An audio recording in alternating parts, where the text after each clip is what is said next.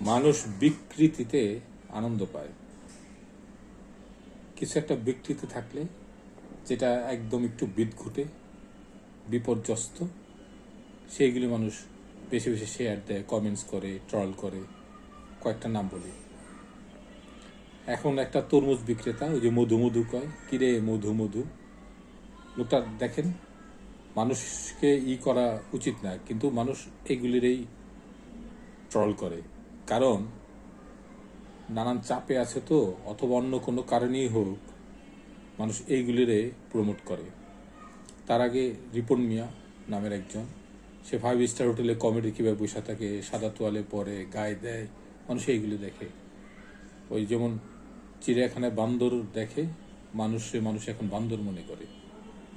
তার আগে ওরে হিরো আলম, নামের আগে হিরো কিন্তু দেখতে কেমন, এটা নিয়ে করছে কয়েক বছর। জায়েদ খান কতটা মানে একটু লম্বা চোরা, স্বাস্থ্য ভালো, পড়ালেখা জানে, কিন্তু ওই যে বান্দরই মনে করে আমার মনে হয়।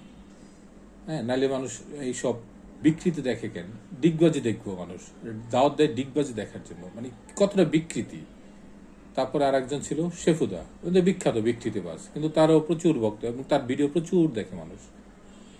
এই যে এতগুলি মানুষের নাম বললাম, এগুলি মানুষকে অপমান বা পর্যদস্ত করার জন্য না, আসলে তাদের বিকৃতিপনা মানুষ দেখে। এখন বলতে পারেন তরমুজের মধ্যে বিকৃতির কি আছে?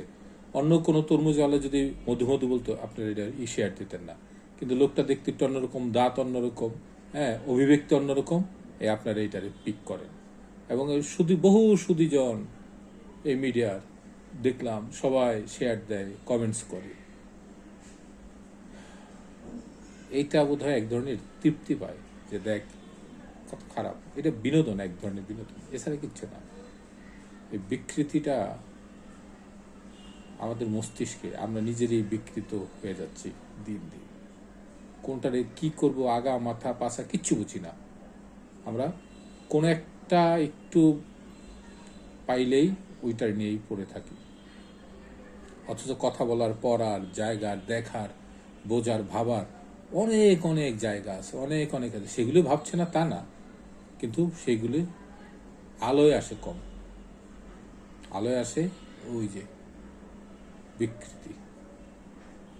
আমরা বিকৃতিরে এত পছন্দ করি, মনে প্রাণে, মানে মারাত্মক লেভেলের পছন্দ করি। দেশটা বিকৃতিতে নাকি বিক্রি হয়ে যায়,